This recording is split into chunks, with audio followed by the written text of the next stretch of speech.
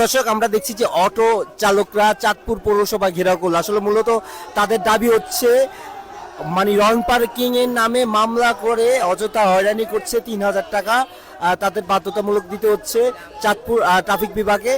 সেই কারণে মূলত তারা এই চাঁদপুর পৌরসভা ঘেরাও করেছে, রাস্তা পুরো অবরোধ করে। আসলে আমরা জানবো যে তাদের দাবি কি, আপনাদের দাবিটা কি?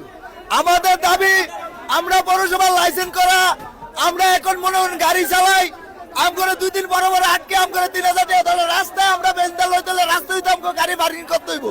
বেঞ্চদাল আমাদের রাস্তা এখন এদিক থেকে ধরে ধরে আম করে লাইজে 2 দিন বড় বড় আম করে 3,000 টাকা করে 3200 করে 3500 করে আম করতে জরিমানা করে।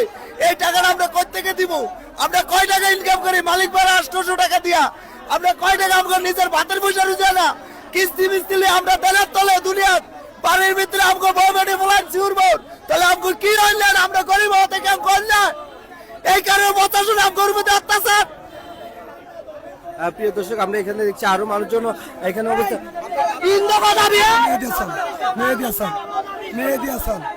দাবিটা কি আপনাদের? আমাকে নির্দিষ্ট কোথায় পার্কিং করে দিতে হবে, আর না তো অন্যতা কোনো মামলা করতে পারবো না। আমাকে অমুক্ত দিতে হবে, অমুক্ত যাত্রী যেন ভাই নামাইব অমুক্ত ধরতে পারবো না পুলিশে। আমাদের দাবি হলো আমাদের অটোর একটা স্টিম করে দিতে হবে। আমাদের স্টিম যদি না করে তাহলে অটো কোনো দৈরা মামলা দিতে পারবে না, কারণ অটো কয় টাকা ইনকাম করে? 400 টাকা 500 টাকা ইনকাম করে, তারা 3,000 টাকার মামলা দেয়। বলেন আপনারা, কারণ রোডে যাত্রী সাইড করে নামায়, সাইড করে উঠায়, তাহলে কেন তারা মামলা দিবে আমাদেরকে? প্রিয় দর্শক আমরা যেটা দেখতে পাচ্ছি চাঁদপুর পৌরসভার দুটি সাইডে আর কি রাস্তা ব্লক করে রেখেছেন এখানকার যে অটো ড্রাইভাররা, তাদের একটি আন্দোলন হচ্ছে, এটাই তাদের দাবি।